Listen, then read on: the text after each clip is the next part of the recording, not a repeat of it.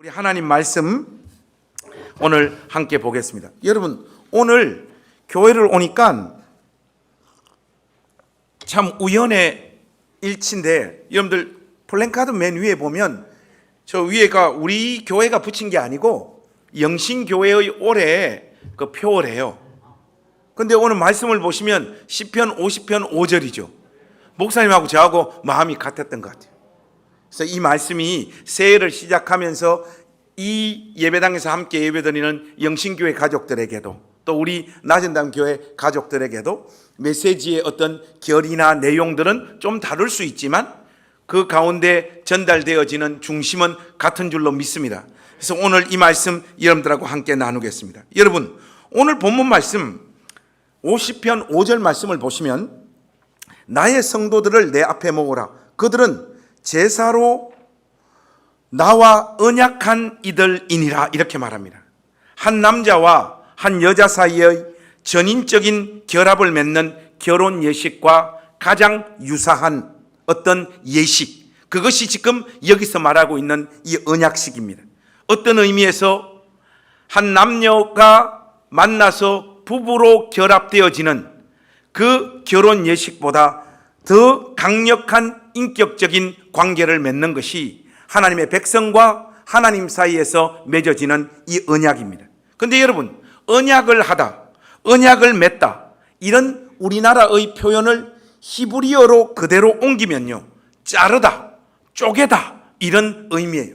언약을 맺다라고 하는 단어가 왜 히브리적 의미로는 자르다, 쪼개다라고 하는 의미로 이렇게 변형되어질까요? 여러분들이 이 개념을 정확하게 이해하기 위해서는 창세기 15장을 잘 살피셔야 됩니다. 여러분, 창세기 15장 5절에서 10절 말씀으로 우리 잠깐 한번 넘어가셔서 여기서 말하고 있는 언약의 정확한 개념이 무엇인지 우리가 한번 정리하고 본문으로 다시 돌아오도록 하겠습니다. 여러분, 창세기 15장 5절에서 10절 말씀, 여러분 제가 5절 읽겠습니다. 여러분들 6절 읽으시면서 10절 말씀까지 우리 함께 교독하겠습니다. 제가 5절 읽겠습니다.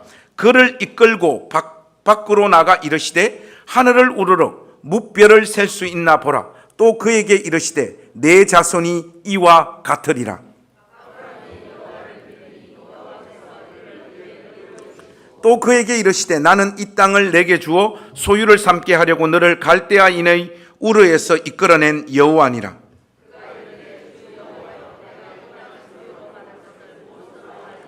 여호와께서 그에게 이르시되 나를 위하여 3년 된 암소와 3년 된 암염소와 3년 된 순양과 산비둘기와 집비둘기 새끼를 가져올지니라.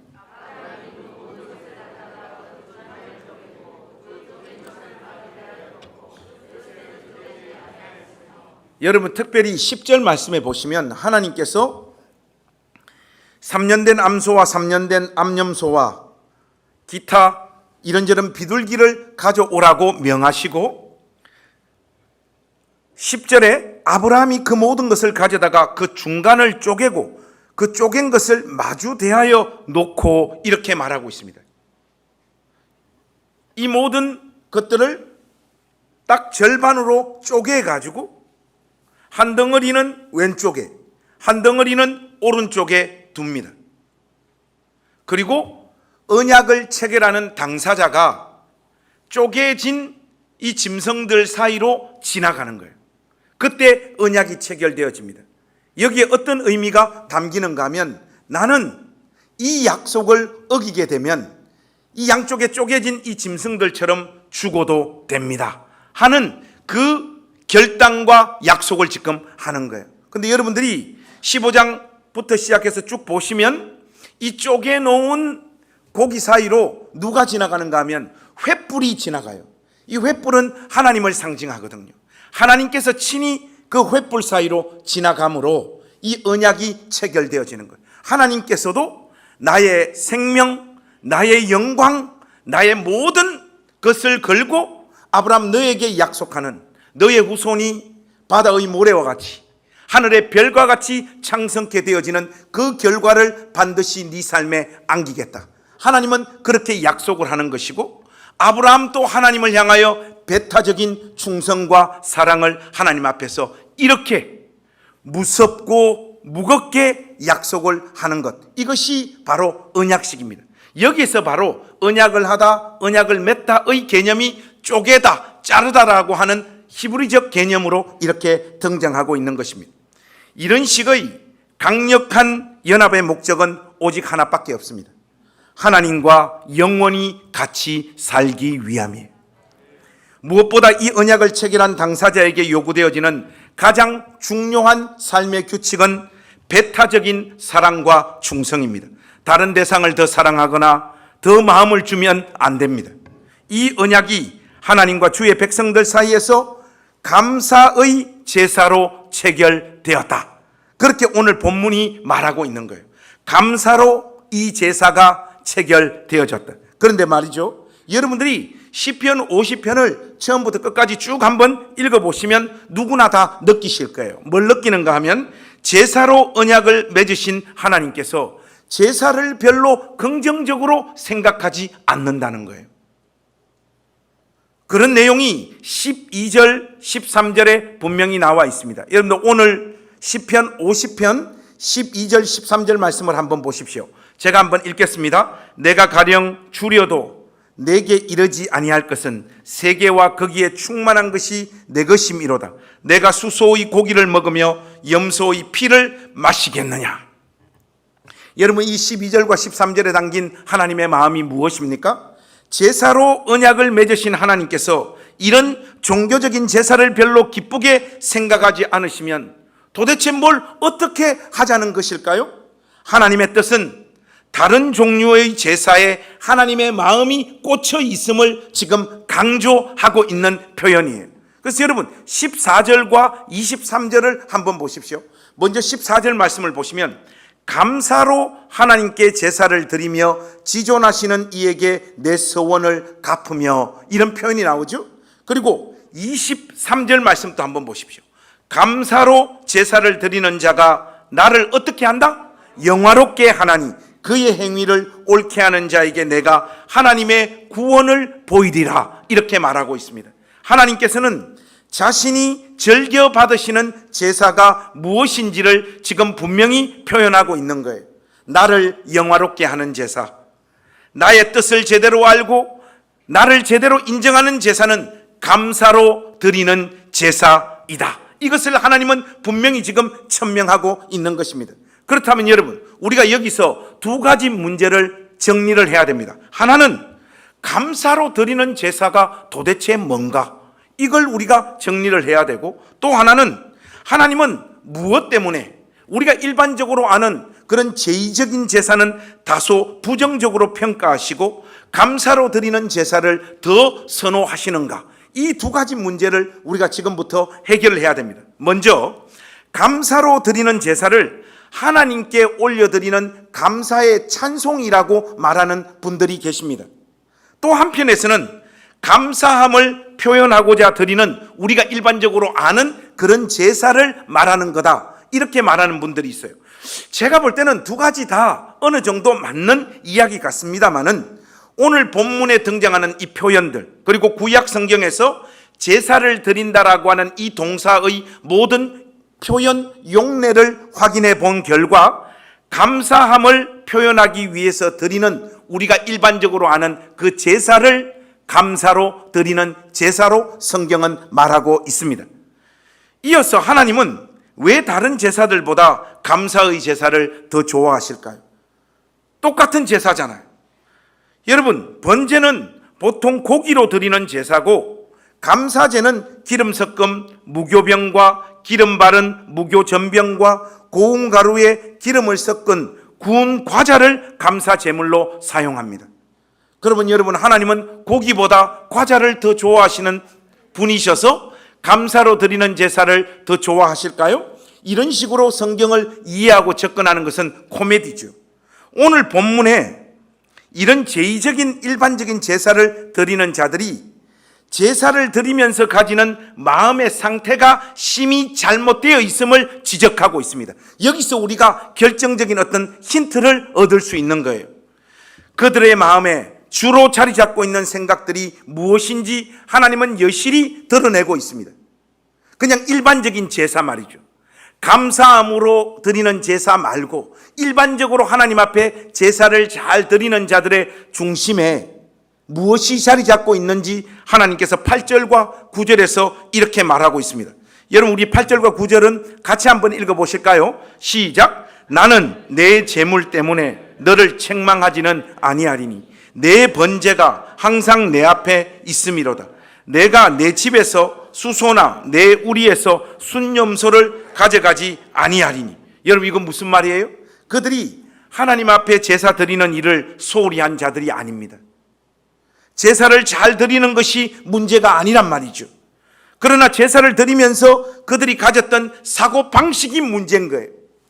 그들은 마치 하나님 앞에 드리는 제물을 드릴 때 하나님께 마치 부족한 어떤 것이 있어서 자기 것을 가지고 하나님 앞에 드린다는 생각으로 제사를 드리고 있는 거예요. 그 제물을 가지고 하나님의 마음을 달래거나 만족시키거나 기분을 맞춰 드린다라고 생각하고 있단 말이죠. 모든 것이 만유의 하나님의 것이고 주님으로부터 나지 않은 것이 아무것도 없는데, 원래 자기로부터 기원되어진 것이 하나도 없는 존재들이 하나님 앞에 무엇을 드릴 수 있으며 더욱이 자기가 드린 무엇으로 하나님을 기쁘시게 하고 만족시킬 수 있단 말입니까? 12절과 13절을 보십시오. 하나님께서 분명하게 다시 한번 천명하고 있지 않습니까? 내가 가령 주려도 내게 이르지 아니할 것은 세계와 거기에 충만한 것이 내 것이미로다. 내가 수소의 고기를 먹으며 염소의 피를 마시겠느냐. 그들은 이 세상 모든 것의 주인이신 하나님을 예배했던 것이 아니라 자신들이 드린 것으로 하나님을 자기 뜻대로 조종하고 움직여 보려고 몸부림을 치고 있었던 거예요. 제사를 통해 자기의 죄를 덮고 자기의 욕망과 소원을 하나님의 능력을 통하여 성취하고 이루어내는 하나의 제도, 하나의 수단으로 제사를 여기며 하나님 앞에 예배했던 자들이라 이 말이죠. 실제로 그 당시 이방 종교의 시스템과 사고방식이 바로 이러했습니다.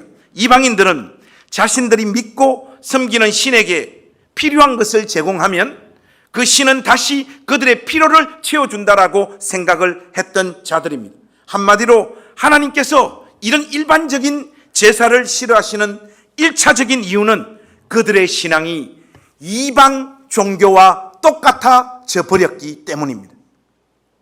우리 시대의 기독교의 가장 큰 비극과 불행도 바로 여기에 있습니다. 기독교 신앙이 어느새 종교화되어 버렸어요. 그냥 기독교가 하나의 종교입니다. 종교. 목사의 직업을 연예인으로 분류해야 된다는 주장들이 나오고 있습니다. 저는 여기에서 여러분들을 울리고 웃기고, 여러분은 돈을 갖다 바치고, 그걸 가지고 우리는 잘 먹고 잘 살고 애 새끼들 유학 보내고, 여러분들로부터 목사님, 사모님 소리를 들으면서 서로가 짓고 있는 죄에 대해서 서로가 선수기 때문에 잘하고 있다. 목사님 귀하십니다. 이렇게 하면서 이 예배당이라고 하는 이 하나의 종교, 이 종교를 유지하고 있는 것, 이것이 우리 시대의 개신교의 현 주소이지 않습니까, 여러분? 간판만 교회지 그 안에서 드려지는 예배를 드리는 신자의 생각과 마음은 이 세상의 다른 종교를 믿는 자들과 별반 다르지가 않습니다. 그런데 말이죠, 제사가 깨지고 하나님께서 원하시는 제사가 드려지지 않는 그 현장과 그 사람에게는 반드시 문제가 발생합니다. 여러분, 가인을 보십시오. 하나님께 드리는 예배가 깨지고 무너지니까 자기 동생 아벨을 죽여버리는 일이 벌어지지 않습니까? 쉽게 말하면 제사가 무너지면 삶이 동시에 무너집니다. 사실은 순환 관계라고 말을 해야 더 정확한 표현이라고 할 수 있겠죠? 제사가 무너지면 삶이 무너지고, 삶이 무너지면 제사가 다시 더 심각하게 무너지는 이 순환이 끊임없이 이어지는 거예요. 여러분, 이 사이클에 주님의 몸된 교회가 올라타 버리면 내려오지 못합니다. 이들을 향하여 하나님께서 호통을 치고 계신 거예요. 22절에 보시면 하나님을 잊어버린 너희여 이제 이를 생각하라. 그렇지 아니하면 내가 너희를 찢으리니 건질 자 없으리라. 여러분, 주님의 몸된 교회를 향한 하나님의 이 경고보다 더 무서운 메시지가 어디 있습니까? 하나님을 잊어버린 너희여, 제사가 깨지고 예배가 무너진 자들을 향하여 이것보다 더 긴급하고 무서운 호통은 존재하지 않습니다.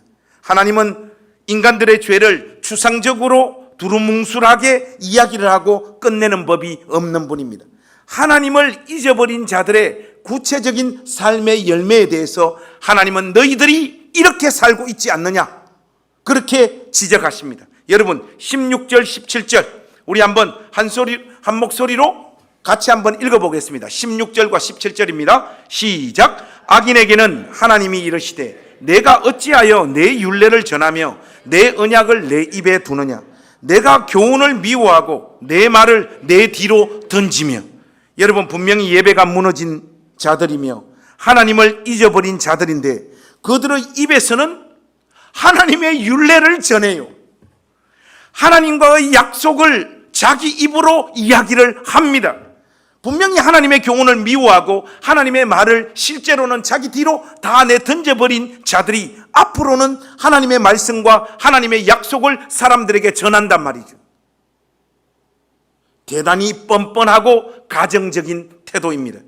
그들의 구체적인 삶의 열매는 18절과 20절에 구체적으로 나와 있습니다. 한번 보십시오. 도둑을 만나면, 제가 세 번역으로 여러분들에게 한번 읽어드리겠습니다. 도둑을 만나면 곧 그와 친구가 되고 간음하는 자를 만나면 곧 그와 한패거리가 되었다. 입으로 악을 꾸며내고 혀로는 거짓을 지어내었다. 동기간에 허물을 덜추어내고 말하고 한 어머니에게서 태어난 동기들을 비방하였다. 이게 세 번역이거든요. 여러분 가만히 한번 보십시오. 아마도 여러분은 도둑질과 간음은 잘 하지 않을 거예요, 일반적으로. 그런데 교회 안에서 제일 많이 일어나고 있는 악행들 중에 입으로 악을 꾸미고 거짓말을 하는 경우는 굉장히 많습니다. 아닌 것 같은 표정 제발 좀 하지 마세요. 우리 서로 무서운 경고를 한번 날리겠습니다. 2명씩 짝을 한번 지어 보십시오. 네가 거짓말 잘하는 거 내가 알고 있다. 그렇게 한번 이야기하십시오. 크게 하십시오, 여러분.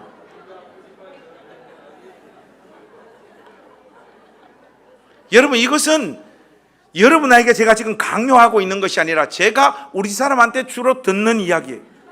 우리 사람 저하고 살면서 당신은 비교적 괜찮은 것 같은데 왠지 모르게 사람이 좀 쿰쿰하고 뭔가 이상하게 조금 속이는 것 같단 말이야. 이런 이야기를 결혼해가지고 이때까지 계속해. 우리 사람이 왜 그러겠습니까? 뭔가 지금 느끼는 거예요.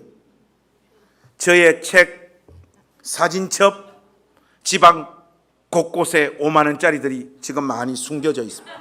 그걸 직감적으로 느끼는 거예요. 그런데 여러분, 여기에 보시면 악을 꾸미고 거짓말을 하는 이 죄를 도둑질과 간음과 동일한 차원의 죄임을 하나님께서 지적하고 있지 않습니까? 왜 그럴까요?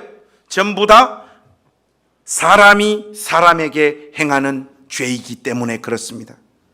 시편 기자는 바로 이런 짓을 하는 것이 하나님을 잊어버린 것임을 분명하게 이야기하고 있습니다. 목회하다 보면 술을 못 끊거나 여러 가지 죄에서 힘들어하는 사람들을 만나요. 그분들 중에 참 인간적인 분들을 만나게 됩니다. 목사님, 저는 죽으면 죽었지 술은 못 끊겠어요. 그리고 술 취해가지고 목양실에 찾아오는 분들이 있습니다. 목사님, 오늘 또 도저히 참으려고 했는데 어쩔 수 없이 술 한잔 했어요. 죄송해요. 이렇게 찾아와요. 앞으로 제가 또다시 술을 마시고 목사님 찾아오더라도 저를 내치지 마시고 저하고 대화도 해주시고 상담도 해주시면 좋겠습니다. 이런 사람들이 있습니다. 이런 사람들은요, 괜찮아요. 이런 사람들은 회개하고 돌아설 가능성이 많습니다. 그런데 여러분, 진짜 못난 인간들 누군지 아십니까? 거의 가능성이 없는 인간이 누구인지 여러분 아십니까? 형식적인 예배는 열심히 드리는데 구체적인 삶의 현장에서는 하나님의 형상대로 지음받은 인간을 계속해서 괴롭히고 힘들게 하는 자들입니다. 이들은 자신들이 드리고 있는 그 예배 행위 때문에 망하게 됩니다. 예배를 드리고 있다라고 하는 그 자의식이 하나님과 자기는 연결되어져 있다라고 생각을 하는 거예요. 이런 자들은 절대로 회개하지 못합니다. 그 예배 행위로 인해 자신들이 하나님 안에서 살고 있다라고 착각을 하는 거예요. 사실은 주의 교훈을 따르지도 않고 말씀을 뒤로 던진 자들에 불과합니다. 그들은 한마디로 양심이 마비되어 겁을 상실한 자들입니다. 자기들이 악을 계속해서 저질러도 하나님의 심판이 당장 눈앞에 다가오지 않으니까 그 마음이 점점 담대해집니다. 간이 배 밖으로 나와서 자기들의 더러움과 죄를 하나님 말씀으로 또는 제사로 감추고 덮는 거예요. 예배 한번 드리는 것이, 제사 한번 드리는 것이 자기들 마음에 마취 주사를 놓는 거란 말이죠. 그리고는 가서 또 이 짓을 반복합니다. 구약 성경은 시편 50편에서만 이 문제를 다루고 있는 것이 아니라 시편 50편의 이 내용의 예레미야 버전이 똑같이 존재합니다. 여러분, 예레미야 7장으로 한번 넘어가 보십시오. 예레미야 7장 3절에서 7절 말씀에 보면 오늘 시편 50편에서 말하고 있는 이런 신앙적인 위선에 대한 질타가 이렇게 나옵니다. 여러분, 예레미야 7장 3절에서 7절 말씀. 여러분, 얼마 길지 않으니까 3절에서 7절 말씀 우리 한 목소리로 다 같이 한번 읽겠습니다. 여러분 준비되셨죠? 만군의 여호와 이스라엘의 하나님께서 이와 같이 말씀하시되 너희 길과 행위를 바르게 하라. 그리하면 내가 너희로 이곳에 살게 하리라. 너희는 이것이 여호와의 성전이라, 여호와의 성전이라, 여호와의 성전이라 하는 거짓말을 믿지 말라. 너희가 만일 길과 행위를 참으로 바르게 하여 이웃들 사이에 정의를 행하며 이방인과 고아와 과부를 압제하지 아니하며 무지한 자의 피를 이곳에서 흘리지 아니하며 다른 신들 뒤를 따라 화를 자초하지 아니하면 내가 너희를 이곳에 살게 하리니 곧 너희 조상에게 영원 무궁토록 준 땅이니라. 하나님께서 이들을 향하여 분명하게 21절 시편 50편 21절에서 이렇게 말합니다. 내가 이 일을 행하여도 내가 잠잠하였더니 네가 나를 너와 같은 줄로 생각하였더라. 그러나 내가 너를 책망하여 내 죄를 내 눈앞에 낱낱이 드러내리라 하시는도라. 하나님께서 바로 이런 상태에 놓여 있는 자들 향하여 경고의 메시지를 던지고 있습니다. 그들의 죄를 다 드러내겠다는 거예요. 이런 자들이 승승장구하고 모든 힘과 권력을 다 쥐고 있는 것 같아도 얼마 가지 못합니다, 여러분. 특별히 교회 안에서는 더욱더 그러합니다. 교회 안에서 함께 시간을 보내면서 사건이 발생하면서 대화들이 오고 가면서 그들의 실체가 사람들 앞에 궁극적으로는 다 드러납니다. 저는 이거 목회하면서 다 경험해 봤던 거예요. 그리고 여러분들의 보편적인 경험이라고 저는 확신합니다. 믿음이 되게 있는 척하고 예배 잘 드리는 것 같아도 그의 삶의 현장이 이렇게 저렇게 다 깨어져 있는 사람들, 시간의 흐름 속에 그 사람의 실체는 공동체 권속들에게 다 드러나더라고요. 성령께서 운행하고 다스리시는 공동체 안에서 그들이 영원히 자신들의 모습을 감출 수 있는 방법은 없습니다. 교회가 세상으로부터 여러분 욕을 많이 먹고 있습니다. 교회에서 일어나서는 안 되는 일들이 교회에서 자꾸 벌어지기 때문에 그렇지요. 그런데 말이죠, 이런 측면들이 있습니다. 뭐냐면 그런 죄가 교회에서는 다 드러나기 때문에 그런 거예요. 세상은 다 감추고 숨깁니다. 그런 짓을 행하는 자들이 세상을 잘 사는 자들이고 세상을 재미나게 산다고 사람들로부터 평가를 받는 것이 세상입니다. 그러나 교회에서는 욕을 먹더라도 그런 비참한 현실들을 다 드러내지 않습니까? 그것 때문에 교회가 세상을 향해서 욕을 먹고, 물론 그런 사건들이 주님의 몸된 교회 안에서는 없는 게 가장 좋지만은 교회 안에서는요, 이런 식의 죄악들이 시간 속에서 결국은 다 드러납니다. 적어도 주님이 주인 되신 교회에서는 그런 죄를 숨길 수가 없습니다. 일정 기간은 사람들이 자신들 역시 부족하고 연약한 모습을 가지고 있기 때문에 말을 안 해요. 알고는 있는데 말을 안 한다고요. 저 사람이 권사로 불릴 수 없는 사람임을 사람들이 다 알아요. 장로와 목사로 자격이 없는 사람이라는 것을 사람들이 다 압니다. 성도가 될 수 있는 사람이 못 된다는 걸 다 알아요. 다만 말을 안 할 뿐이에요. 왜요? 더러워서. 저 같은 경우에는 겁이 나서. 왜냐하면 성깔을 자꾸 부리니까 겁이 나잖아요. 말을 안 할 뿐이지 여러분들이 헛방이라는 걸 제가 왜 모르겠습니까, 여러분? 아멘 하는 사람들은 다 지금 자수한 거예요. 그렇다면 감사 제사를 드리는 성도의 삶의 현실은 이들과 다르게 늘 감사할 일들로 가득 차 있기 때문에 감사의 제사를 하나님 앞에 드리는 것일까요? 그렇지 않습니다, 여러분. 그런 현실은 신자들의 삶에 존재하지 않습니다. 제가 여러분들에게 늘 말씀드렸지만 아침에 일어날 때마다 기분이 좋은 사람들 있죠. 이분들은 기분이 좋고 주님 주시는 평강이 넘치는 참된 신자들이 아닙니다. 생각이 없는 자들입니다. 예수 잘 믿는 신자들의 삶의 실존은 갈등과 탄식입니다.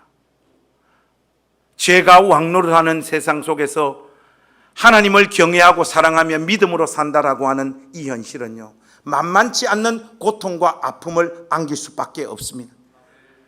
신자들은 누구나 사투를 벌리며 자기의 인생길을 걸어가는 존재들이죠. 복장 편안한 날이 별로 없습니다.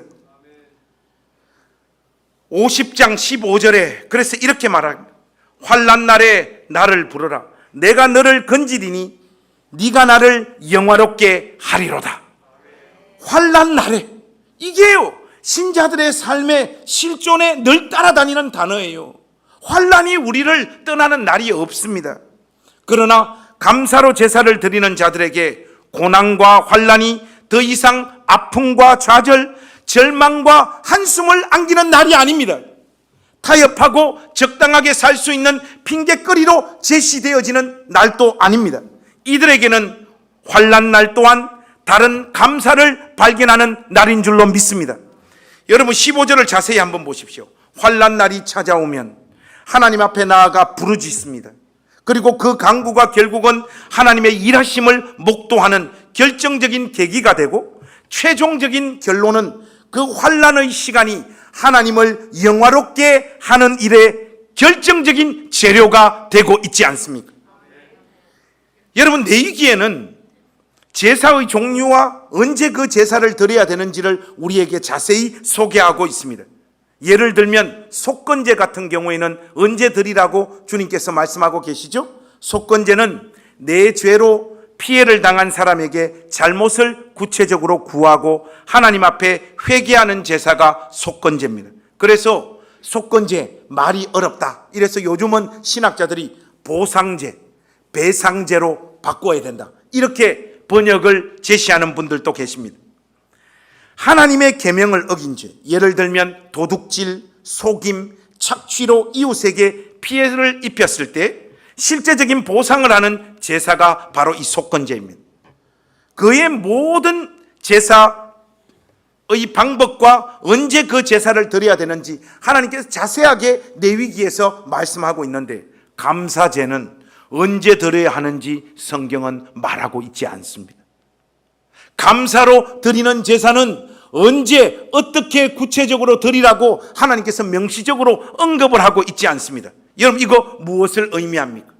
스스로 자원하여 네가 하나님 앞에 감사할 일이 무엇인지를 판단하고 그것을 하나님 앞에 언제든지 올려드려라. 하는 그 이유 때문입니다.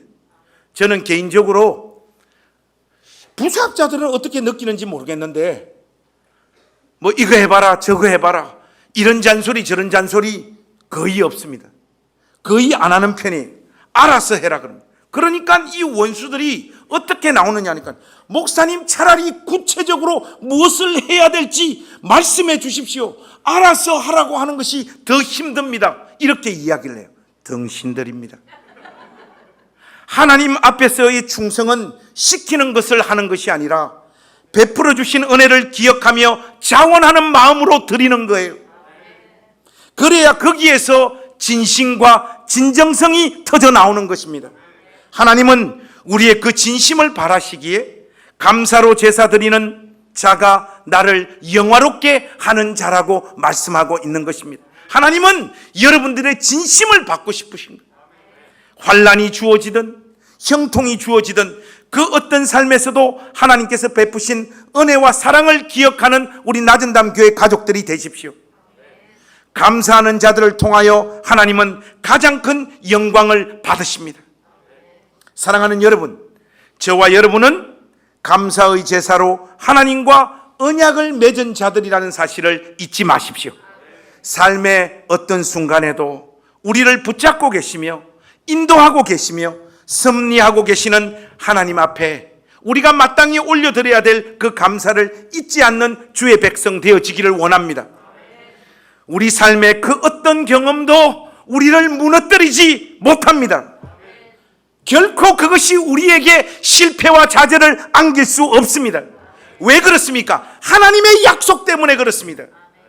하나님은 아브라함을 불러 내가 너로 큰 민족을 이루고 내게 복을 주어 내 이름을 창대하게 하리니 너는 복이 될지라, 그렇게 말씀하신 분이십니다. 너는 복이 될지라, 너는 복이 될지라. 여러분, 이 말씀에 담겨져 있는 하나님의 의도는 무엇입니까?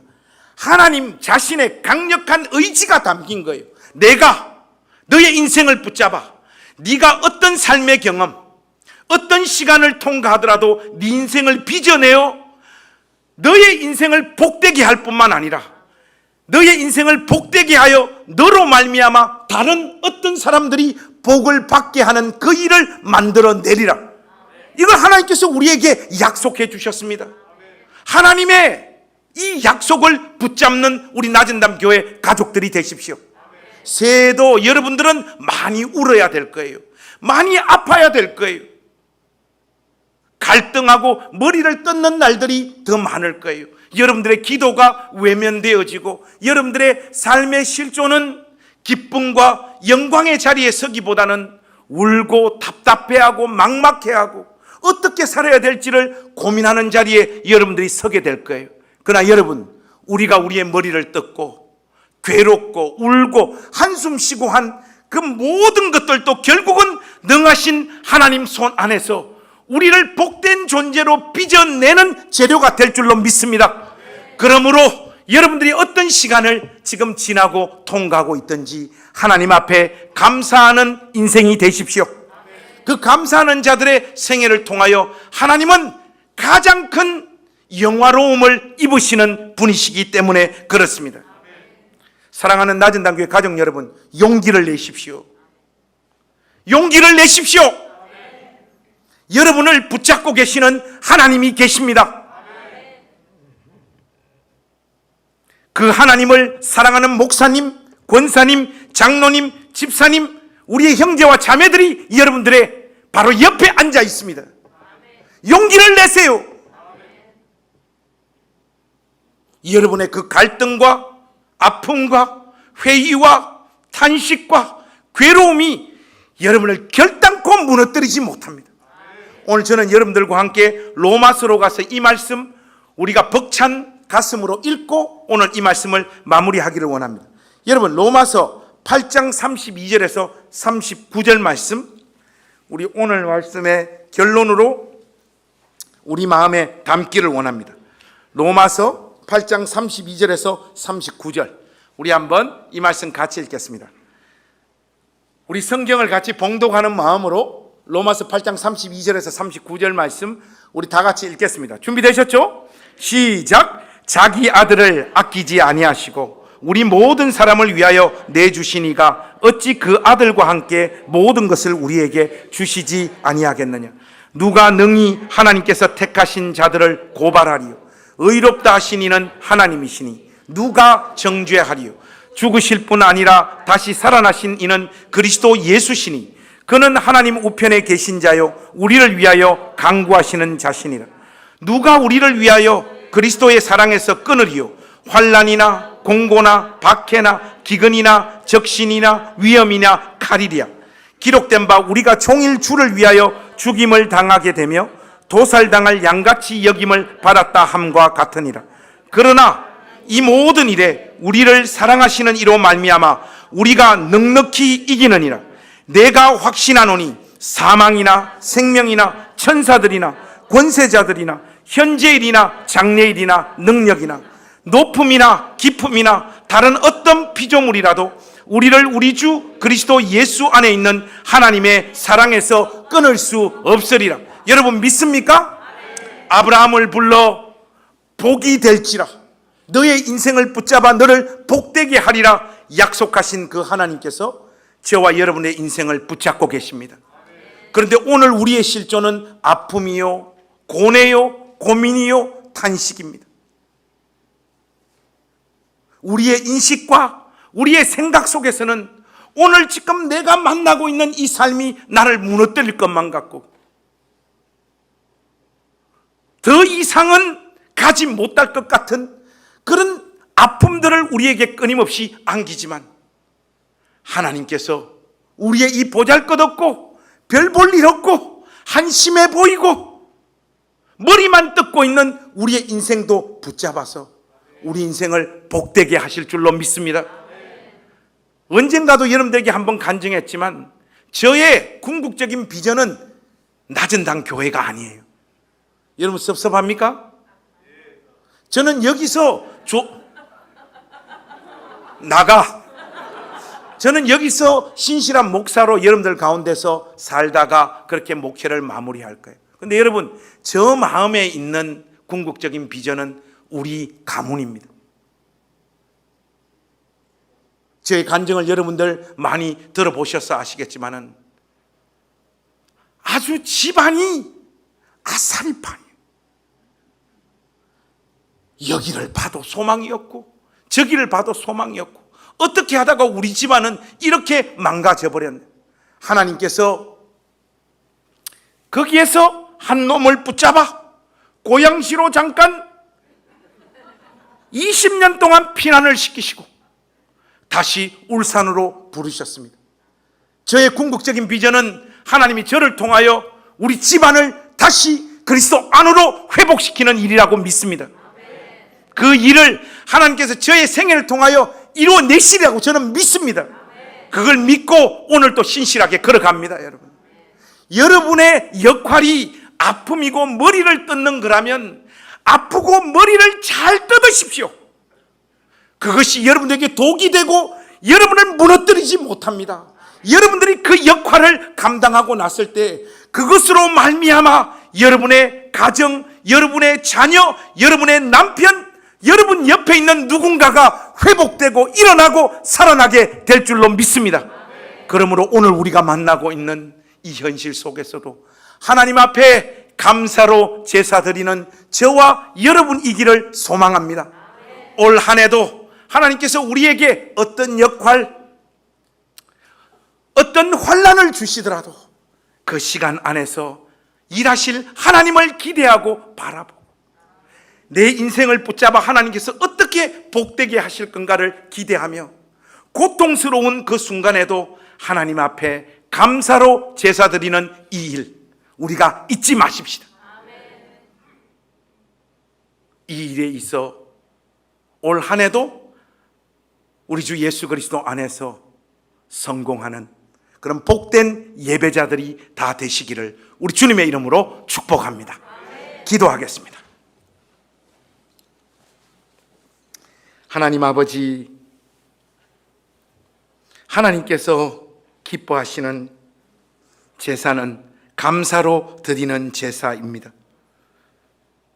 우리의 일반적인 제의적인 예배들로 하나님을 기쁘게 할 수 없다는 것을 오늘 말씀 속에서 분명하게 깨닫게 하시고, 하나님께서 우리에게 맡겨주시는 역할들, 삶의 조건들 가운데 투덜거리며 원망하며 그 시간을 통과하기보다는 우리 인생을 섭리하시고 우리에게 좋은 것 주시기 원하시는 하나님을 바라보며 어떤 순간에도 감사를 잊지 않는 우리 모두가 되어질 수 있도록 은혜를 베풀어 주시옵소서. 높음이나 깊음이나 다른 어떤 피조물이라도 우리를 우리 주 그리스도 예수 안에 있는 하나님의 사랑에서 끊을 수 없다는 것을 기억하는 신자 되게 하여 주시옵소서. 하나님이 복되게 하시기로 작정한 인생이기에 돈이 없는 것, 아픈 것, 관계가 깨진 것, 내가 제일 가슴 아파하고 힘들어하는 그것도 우리를 절망케 만들 수 없다는 것을 깨닫게 하여 주시옵소서. 우리의 삶과 인생이 능하신 하나님 손 안에 있음을 깨달아 오늘도 노래하게 하시고 감사로 하나님 앞에 제사 드리는 우리 모두가 되어질 수 있도록 은혜 베풀어 주시옵소서. 우리 구주 예수 그리스도의 이름으로 간절히 기도하옵나이다. 아멘.